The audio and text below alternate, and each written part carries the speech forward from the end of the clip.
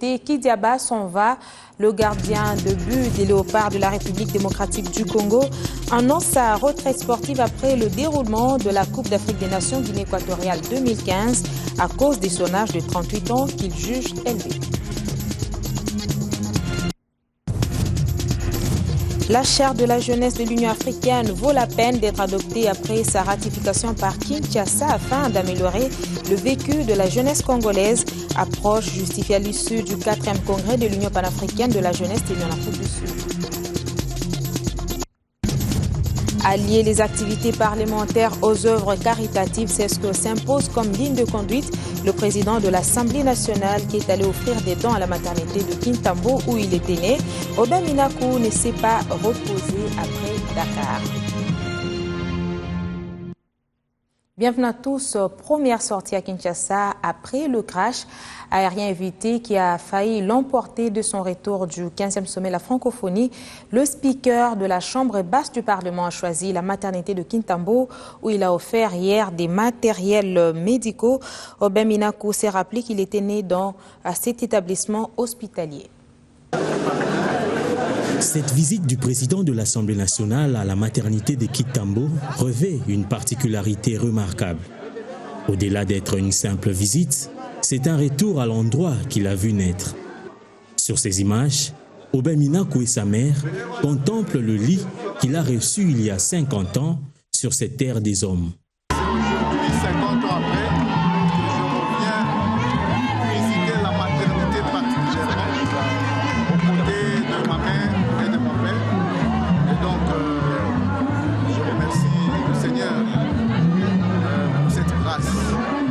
Et ensuite, je crois qu'à 50 ans, il faut fêter autrement son anniversaire. C'est ce que j'ai essayé énormément de faire en soutenant la maternité de Kintambo. Pour fêter autrement, le speaker de la Chambre basse du Parlement a remis quelques présents à cet hôpital. Des présents composés d'un groupe électrogène, des lits, matelas et autres. À la place, nous vous proposons cette remise symbolique.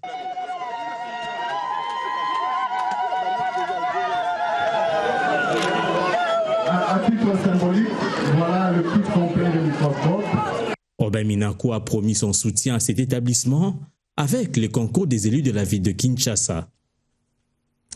S'agissant du planning familial, le ministre de la Santé et son collègue du plan et celui de la Révolution de la modernité se sont entretenus hier avec des partenaires extérieurs sur des voies et moyens d'augmenter les financements destinés à cette politique. Il s'agit de veiller à la vie de la mère et de l'enfant.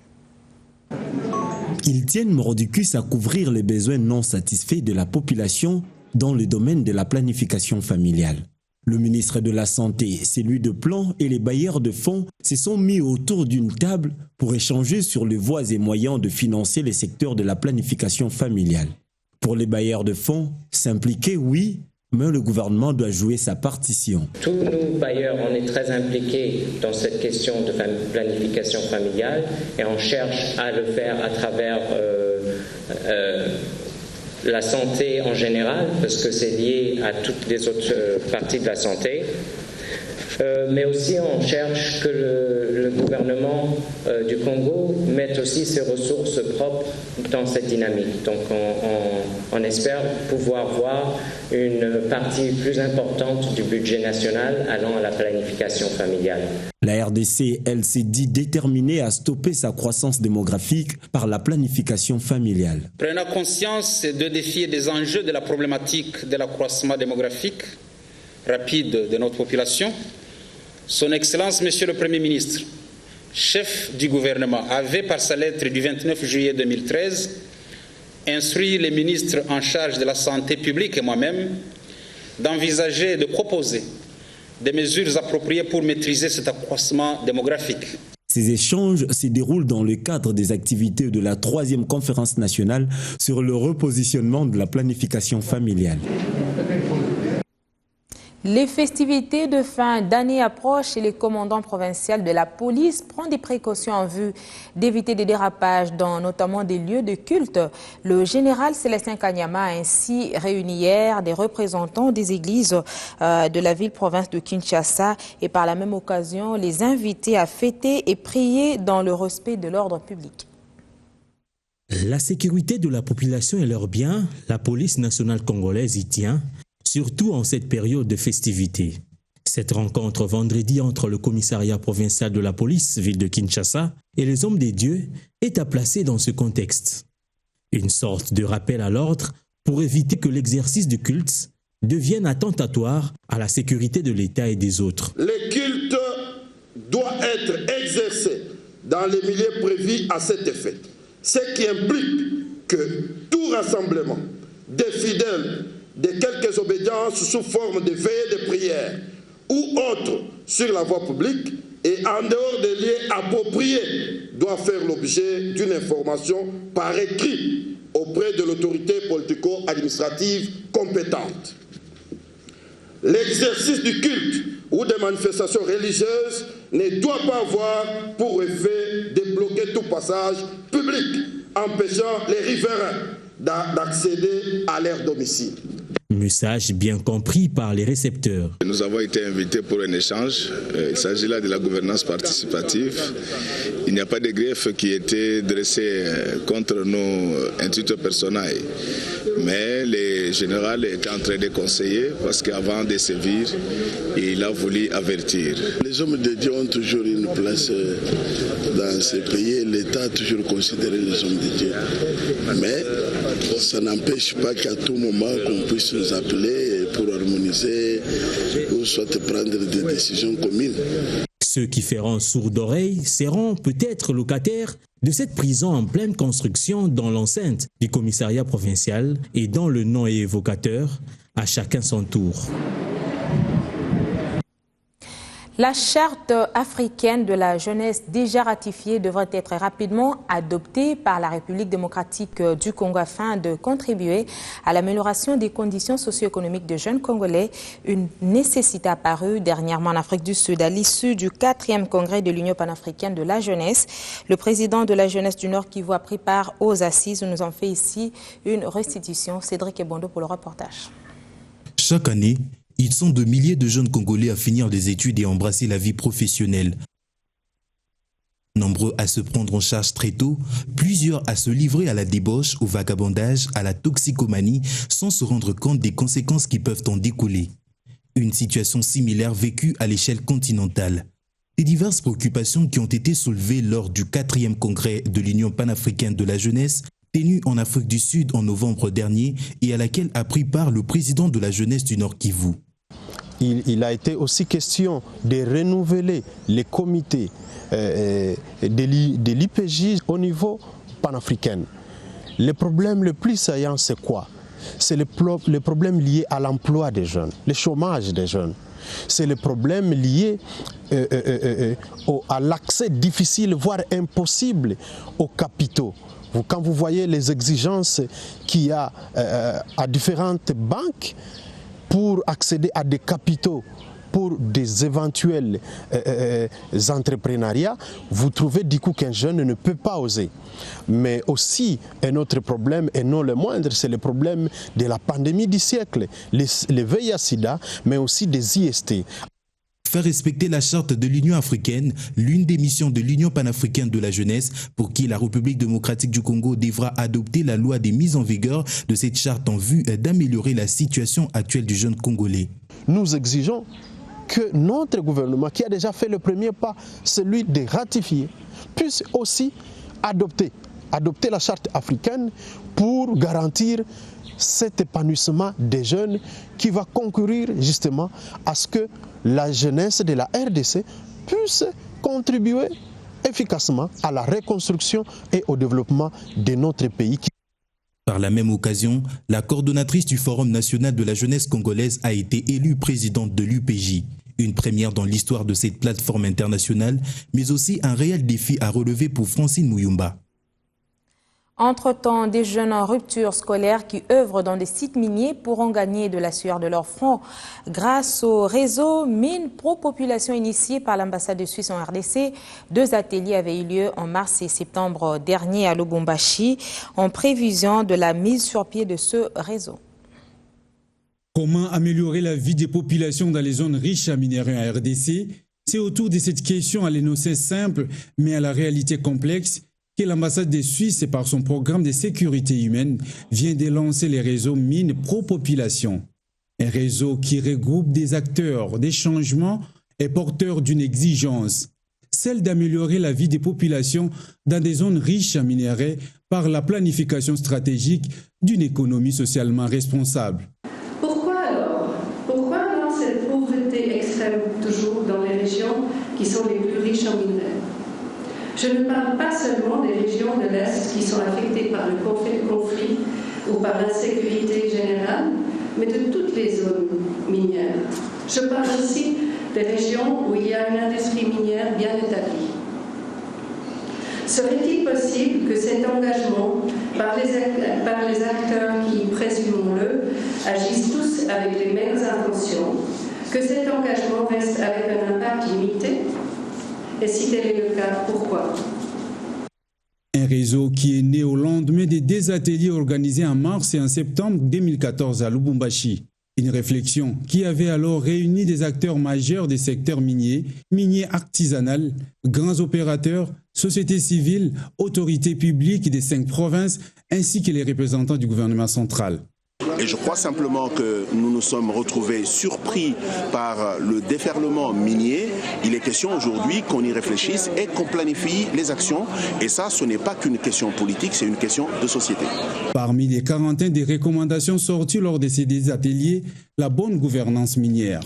Ce qu'il faut, c'est bien appliquer les textes qui existent et harmoniser les différents autres textes de façon à éviter des conflits et aussi amener toute la population, surtout représentée par la société civile, à pouvoir s'approprier la bonne information qui est contenue dans les textes afin de s'assurer que réellement ce qui est fait devait l'être. Par ailleurs, on estime à peu près 1,2 million de personnes qui vivent et travaillent dans des zones riches en minerais en RDC, mais qui demeurent dans une pauvreté extrême, ce qui contraste avec la richesse qui regorge ces zones. D'autres assises en perspective portées sur la tenue des états généraux des courtiers immobiliers de la ville de Kinshasa qui interviendront l'année prochaine, annonce faite hier par le président de l'association de ces courtiers lors de la célébration de la Journée internationale du sol. Une journée internationale des sols qui n'a connu aucune manifestation officielle en RDC. L'occasion pour l'association des courtiers immobiliers de la ville-province de Kinshasa qui reconnaît travailler pour les sols de lancer un message. Le courtage immobilier n'est pas en reste par rapport à cette journée, car celui-ci concourt également au sol. Pour ces faits, elle lance un appel solennel à tous les courtiers immobiliers de la ville de Kinshasa et ceux de la RDC en général à adhérer à cette association qui demeure la seule pour le moment à militer pour l'assainissement, l'amélioration ainsi que la promotion du dit métier. Une manifestation organisée par la CIVECA, mais qui n'a pas exclu l'État congolais, c'est l'objet de la présence du chef de la direction des promotions de l'urbanisme et de l'habitat. Nous profiterons de cette occasion pour qu'ensemble, nous pouvons créer une synergie pour arriver à mettre de l'ordre dans ces secteurs. Parce que ce soit l'État, que ce soit la population, nous avons besoin de pousser cet aspect du problème pour le bien-être de notre société. Par ailleurs, l'association des courtiers immobiliers de la ville-province de Kinshasa confirme la tenue l'année prochaine des états généraux des courtiers immobiliers. La nécessité de la maîtrise de nouvelles approches de gestion de ressources syndicales a été à la base de la convocation du Conseil national de la Confédération syndicale du Congo clôturé après 3 jours de travaux. Ce séminaire de 3 jours a réuni au centre catholique Bondeko les délégués de la capitale et ceux de province venus harmoniser leur vue sur la gestion rationnelle et autonome de ressources financières de la Confédération syndicale du Congo, CSC. De la base au sommet en passant par les fédérations provinciales et urbaines, il est désormais recommandé aux organes statutaires de la CSC à tous les niveaux la transparence dans la gestion des cotisations de membres. Les associations naissent et meurent parce que il n'y a pas de transparence dans les cotisations. Et nous ne voulons pas cela. Nous voulons être transparents, nous voulons être corrects dans la gestion des cotisations de nos membres. Les nouvelles approches de la gestion apprises ici avec l'appui de partenaires belges ont été saluées par le pionnier et l'initiateur de la CSC, le sénateur Bobo Koli-André, qui a par ailleurs loué la dernière victoire du syndical aux élections sociales dans la fonction publique. Je voudrais au nom de Clément Boigny et de moi-même vous féliciter parce que vous avez là réalisé quelque chose que même nous autres on n'était pas arrivés à le faire, c'est-à-dire être premier à la fonction publique. La CSC nouvelle formule y est parvenue, donc je tiens à vous féliciter. La CSC, rappelons-le, demeure la première force syndicale au pays après les élections de l'année passée dans l'administration publique et continue à prester à la destinée de l'intersyndicale nationale du Congo. C'est la période festive et la société de télécommunications Tigo offre une tarification réduite de consommation, interconnexion et de navigation sur Internet. Ce nouveau paquet a été présenté ce vendredi au cours d'une cérémonie qui s'est déroulée à la place du 30 juin. Steve Mbouyi et Taylor Chibaya pour le reportage. C'est parti pour les festivités de fin d'année avec la société de télécommunications Tigo. Sapin de Noël, verre en main, dégustation culinaire, le tout se déroulant dans une ambiance musicale. C'est donc sous ces terres que Tigo a lancé une offre spéciale dénommée Vrai Cop na Tigo, vrai paquet à Bonana, qui permet à tous les abonnés Tigo de bénéficier d'un tarif hors prix durant cette période de fête. Le produit Vrai Cop permettra aux abonnés Tigo de pouvoir aisément avoir l'accès à la communication, parce qu'avec Vrai Cop, tous les abonnés Tigo pourront appeler tous les réseaux de la RDC pendant 10 minutes et aussi ils auront en même temps 10 mégabytes pour aller sur Internet. Donc facilement, ils auront accès à Facebook, WhatsApp et consorts. Comment bénéficier de cette offre? La procédure est facile. C'est très facile, il suffit de faire étoile 20 20 étoile 50 45 dièse OK et vous avez accès. Quand vous activez, vous avez accès à ce service pendant 24 heures. Si vous avez activé à 12 heures, c'est valable jusque le lendemain à 12 heures. Voilà qui permet à tous les abonnés Tigo de communiquer aisément, naviguer plus longtemps sur Internet. Ce qui devrait redonner le sourire à tous durant cette période festive. Le week-end sportif sera marqué par la nouvelle de Robert Kidiaba qui compte raccrocher avec la sélection nationale des Léopards après la Coupe d'Afrique des Nations Guinée équatoriale 2015. Âgé de 38 ans, le portier congolais se propose de mettre fin à sa carrière internationale. Il continuera cependant avec le tout-puissant Mazembe pour lequel il va se consacrer. Quittant le niveau national pour le niveau provincial avec la 11e journée à l'entente provinciale de football de Kinshasa. Le football club Renaissance du Congo affronte en ce moment l'Académie Club Rangers. Et quelques heures plus tôt, c'était le tour du football club Zakimwena qui affrontait New Jack. Voilà qui met un terme à cette édition du journal. Madame, Messieurs, merci de nous avoir suivis. Prochain rendez-vous avec l'actualité, 19h30, Steve Mbouyi.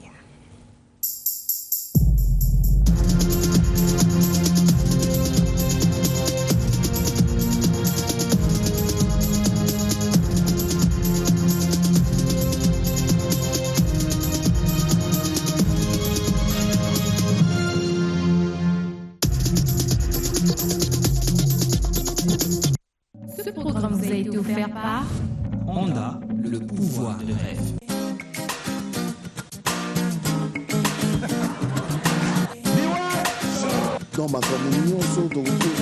Effectivement, c'est moi qui suis mis en avant parce que c'est moi qui ai la carrière la plus avancée. J'ai assez qu'on parlait de la célébration. Au-delà de ce que vous donnez aux Chinois sur place, il y a eu un impact. Il y a un titre qui retient un peu beaucoup plus mon attention, c'est 4 minutes.